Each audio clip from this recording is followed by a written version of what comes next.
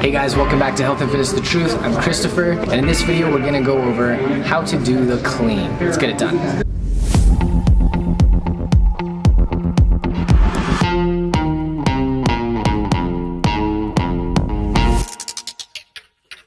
Alright guys, before I get into the cues for the clean, there's a couple things I want to make clear. One, that I am not a powerlifting coach. I'm not an Olympic lifting coach, and I'm just going to go over some of the bare basics here, some of the most important things to make sure that you aren't hurting yourself while you're attempting this, but I wouldn't attempt it just based off of my video, okay? So there are other places I would send you, like Juggernaut Training Systems, or anything from Mike Ripito, anything from Kelly Starrett. Those are great resources for actual powerlifting coaches, experts in that field that I would highly recommend for any of the Olympic lifts, including the clean or any of its variations. So that said, I am very well educated and very well experienced in weightlifting. The critical difference between weightlifting and powerlifting is that in powerlifting, there's the element of power, right? You're not always manhandling the weight. You're not always applying force from a position of high stability.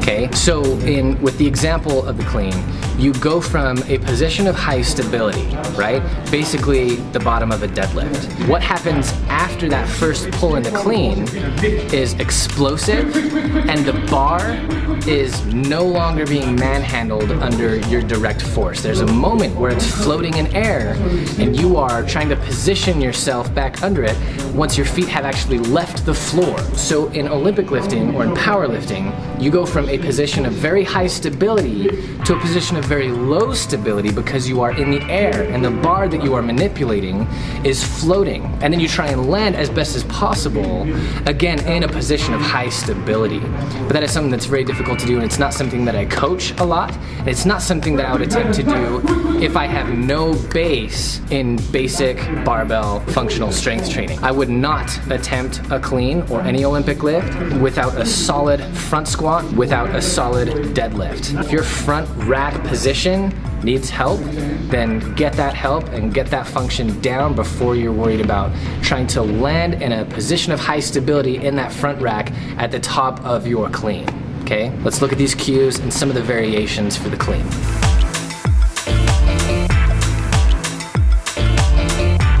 As usual, when I'm gonna be working with a barbell and a rack, I've got my ledge placement where I want it. Now, the clean starts off the ground, so if you wanted to just put the barbell on the ground and put plate weights on either side while it's on the ground, that's fine.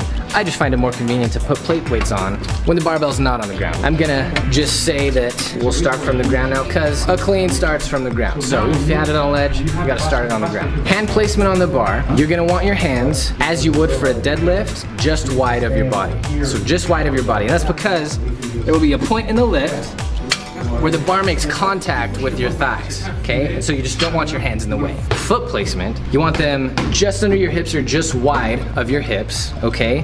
And you want the bar placed right over your toes. A lot of people say right over your first lace. Hand placement just wide, foot placement is on point. Now, if this were a deadlift, I'd start about here. But for a clean, I'm gonna drop my hips and bring my torso a little bit more upright. Here. Now there are 3 pulls to think about in the clean. And the first pull is from the ground until the point where, as you come upright, the bar is gonna come in contact with your thigh, okay? And it should come in contact with your thigh like 2/3 of the way between your knee and the crease in your hip. Everybody's a little different. For some folks, it'll be up closer to the hip. For some folks with longer arms, it'll be down closer to the knee. But there'll be a point where you're not quite fully upright and your hips are not quite fully extended and your knees are not quite fully extended, where the bar should come in contact with your thighs, okay? And that is your first pull from the ground to that position. So for me,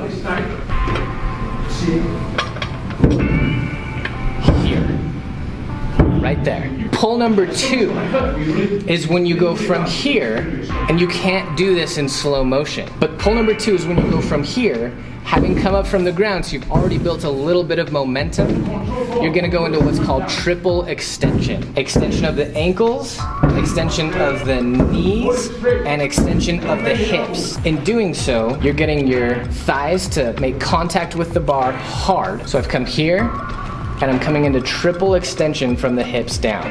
What's happening from the hips up is only a hard pull, a shrug in my shoulders. A lot of people cue that you're doing an upright row in order to create that much more explosional force on the bar. All the experts I listen to disagree with that concept. Ripito would put it this way: if you had to tow a car, would you rather tow it with a chain or a spring? You want to tow it with a chain because as soon as you apply force to the chain, that force is applied directly to the car.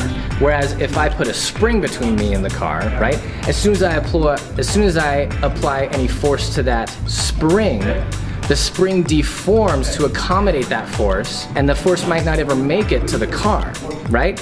And so Ripito would say, your arms, you want them to be chains and not springs. You don't want the elbows bent. This is a soft application of force. So I want my elbows straight from the first pull into the second pull, okay, here. This is the second pull. And I want to be careful not to go super far into overextending my back. I don't want to be here at the top of my second pull, okay? I want to be there. Now the third pull is pulling yourself under the bar, is how it's cued, okay? So I've created all this explosive energy, okay, by coming from here and exploding right here, triple extension from the hips down, getting this tight shrug with straight arms, and then I am using the bar not to do an upright row, but to literally pull myself under the bar. And this is where your front rack position for that front squat becomes so important, because that's where I'm trying to get to. And I am pulling myself under the bar, and as I pull myself under the bar, I'm dropping into a squat where I receive that bar right on top of my anterior deltoid, just like you would for a front squat. So you go from here to needing to get into that front rack position as fast as possible, because you're pulling yourself under the bar and it is starting to fall after all your explosive energy has been applied to it. And so you've got to whip your elbows forward in order to catch that. And that's why I don't recommend attempting a clean until your front rack squat position is on point. My favorite description of getting that is that you want to pretend you're in a shoot off with somebody and your elbows are your guns. You gotta whip out your guns as fast as possible. So pull one, pull two, and then pulling myself under the bar is pull three. So I'll just start from the top of pull one. This is a good cue. This is a good exercise. You can just get to the top of it and practice just feeling contact with the bar against your thighs, and then go into that triple extension and pull yourself under the bar. And drop into your full front squat, okay? And you're coming up, and then it's just a front squat, okay? And you just put your elbows in reverse of how they got there, and drop it, okay? And that's a full rep of a clean.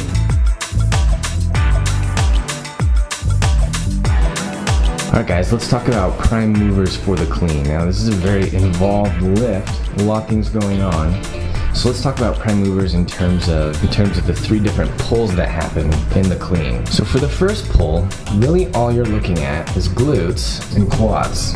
And quads on the front of the femur. For the second pull, okay, and to remind you, the first pull is when you're taking the bar from the ground and getting the bar to contact with like the top third of your quad, your thigh, okay? The second pull takes the bar from there up toward your shoulders. That pull involves your calf muscle, which is actually two muscles we'll talk about, your glutes and quads still, and it gets into some of the muscles up here as you pull up the bar, levator scapula and traps. And the final pull of pulling yourself under the bar, really you're not against the resistance of the bar anymore. And the only prime mover that's happening is you are allowing gravity to drop yourself as you pull under the bar, and whipping your elbows forward is really your anterior deltoid allowing your elbow to move in front of your shoulder. Okay, so let's talk about origin and insertion points as quickly as we can. Your calf muscle is two muscles, like I said. It's your gastrocnemius and your soleus. Now both of these muscles insert at the back of your heel, right? This is called your calcaneus. That's where they both insert. Your gastroc comes up, branches into two heads, one of which inserts just over the top of your lateral condyle on your femur, and the medial branch comes over the medial condyle and inserts right there, okay? So your gastroc gastroc comes from here and comes straight down, inserts onto the calcaneus. Your soleus is deep to that, and it inserts, or rather originates, on the back top third of your tibia and the back top third of your fibula, and of course comes down to the same spot in the back of your calcaneus, okay? And collectively, the soleus and the gastrocnemius, or just gastroc, constitute what we think of as the calf. Now, quads we've looked at before several times, and we know that they have a shared insertion point right here on this tibial tuberosity, right? They all pass down over the patella, touches down on the patella and inserts right here. 4 branches consist of rectus femoris, which is the only one of the 4 branches of the quad that crosses this joint, and it comes right to the base of this iliac crest, right under that. Your vastus lateralis is coming from that same point down here and inserting onto the greater trochanter. Your vastus medialis is again coming from the same point and wrapping around to the back of the femur, to the lesser trochanter and just under it. And vastus intermedius is deep to everything that we've mentioned so far on the quad, and it just originates off the bone itself of the femur, about halfway down the shaft, and it just comes down, of course, that same tibial tuberosity. Glutes have an origin point existing along the top posterior side of the iliac crest and into the sacral area, and it goes from there down onto the neck of the femur and has kind of a wide insertion point on the back of the femur, the back lateral side of the femur. Okay, traps. Now, traps are such a big muscle that they're responsible for a lot of different movement. The upper section of the traps are partially responsible for lifting the scapula. The traps insert onto the spine of the scapula, the entire length of it, and onto the head of the acromion and onto the lateral part of the clavicle. And it's coming from all of that space and coming in toward the spine and up to the base of the skull. Okay, now there's another muscle back here on the scapula that's called levator scapula that's literally responsible for nothing more than lifting the scapula. And its insertion point is the medial border of the scapula just under this superior tip of the scapula and before it reaches the point where the spine of the scapula reaches the medial border. So just right along here is an insertion point, and its origin point is up into the transverse processes of C1, 2, 3, and 4 cervical spine vertebrae. So it's coming from here down to here, and you can see how if that shortens, you're literally just lifting the scapula. Anterior deltoid, you may recall that the deltoid has 3 branches, but the anterior branch is really going to be responsible for whipping your elbows forward. Okay, and that anterior branch really consists of an origin point along the lateral, third of the clavicle, extending down to the deltoid tuberosity along the lateral side of the femur. Now there's a whole lot more going on with muscles than just the prime movers that we talked about. There's a lot of stabilizing muscles in the back, quadratus lumborum, erector spinae, your lats, your rhomboids, mid and lower sections of your trap, a bunch of stuff going on, right? But as far as those muscles responsible for the movement alone, we've gone over all of those. So thank you, Ozai. All right, thanks for watching, guys. If you found that video helpful, make sure you share it with some friends. And if you're liking the education you're getting here, make sure you hit that subscribe button. Don't forget, you can also follow me on Instagram at healthfitnesstruth. Sometimes I post full workouts, sometimes I just post one exercise and give you a bunch of education on it. We'll see you guys in the next video.